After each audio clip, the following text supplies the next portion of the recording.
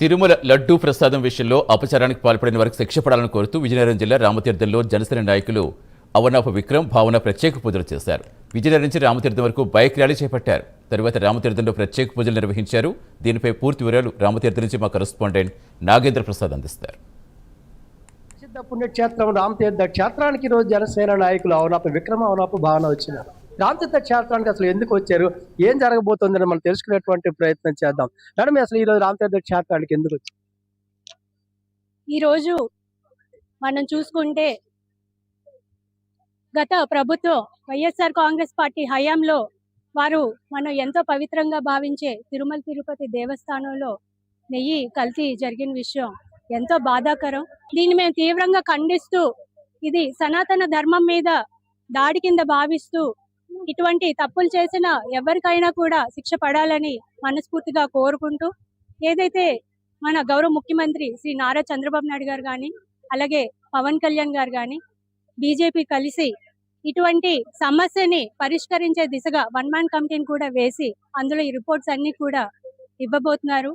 ఇందులో సరైన పరిష్కారం రావాలని, తప్పు చేసిన వారికి శిక్ష పడాలని కోరుకుంటూ ఈరోజు మన రాష్ట్రంలోనే ప్రసిద్ధ క్షేత్రం రామతీర్థంలో శ్రీ రాముల వారికి ప్రత్యేక పూజలు చేసి ప్రార్థన చేయటం జరిగింది.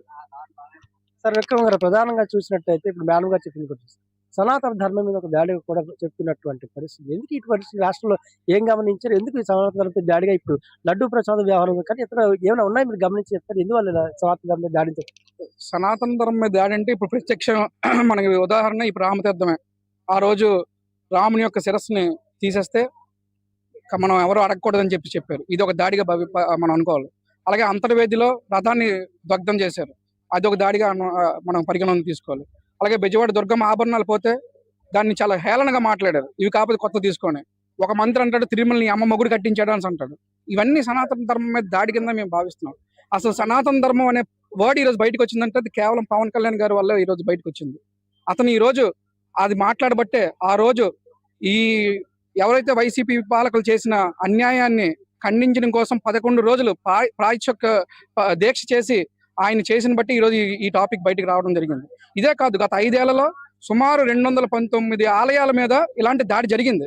దాన్ని ఎవడు ప్రశ్నించినా వాళ్ళని భయపెట్టి ఇది చేసి అందరినీ జైల్లోనో లేకపోతే ఈ హౌస్ అరెస్ట్ లో చేసి ఖండించారు. ఈ రోజు పవన్ కళ్యాణ్ గారిని దాన్ని సహించట్లేదు. కూటమి ప్రభుత్వం ఖచ్చితంగా సనాతన ధర్మాన్ని అలాగే హిందువుల మనోభావాలను దెబ్బతీసి ఏ కార్యక్రమాన్ని కూడా ఒప్పుకోదు.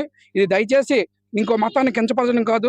మేము ముస్లిం మతాన్ని గౌరవిస్తాం, క్రిస్టియన్స్ గౌరవిస్తాం, అలాగే హిందూ మతంలో మేము పుట్టి పెరిగి ఈ రోజు మనం ప్రార్థన చేస్తున్న భగవంతుడికి అన్యాయం జరుగుతుంటే ఇబ్బంది పడి కల్తీ చేస్తుంటే మనం అడగడం మా ధర్మం అని మేము భావించి ఈ రోజు బయటకు వచ్చాం తప్ప ఇదేదో రాజకీయ లబ్ధి కోసమో లేకపోతే ఓటు బ్యాంక్ రాజకీయం కోసం చేసేది కార్యక్రమం కాదు.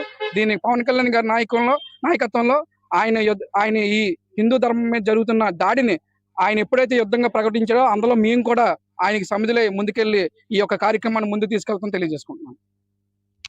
ఇది మనం చూస్తాం. ప్రధానంగా చూసినట్టయితే ఏదైతే తిరుపతి లడ్డీ వ్యవహారంలో ఎవరైతే ధ్యానానికి పాల్పడ్డారో వాళ్ళకి శిక్ష పడాలని కూడా కోరుతున్నటువంటి పరిస్థితి. మరోవైపు మేము అన్ని మతాలని సమానంగా చూస్తాం, అందరినీ మేము గౌరవిస్తున్నటువంటి పరిస్థితి అయితే రాష్ట్రంలో చోటు చేసుకున్నట్టు కొన్ని సంఘటనలు దృష్టిలో పెట్టుకుని సనాతన ధర్మం ఒక దాడిగా కూడా భావిస్తున్నటువంటి పరిస్థితి ఉంది. ఈ నేపథ్యంలో సనాతన ధర్మాన్ని కాపాడుకోవాల్సినటువంటి అవసరం కూడా ఉంది.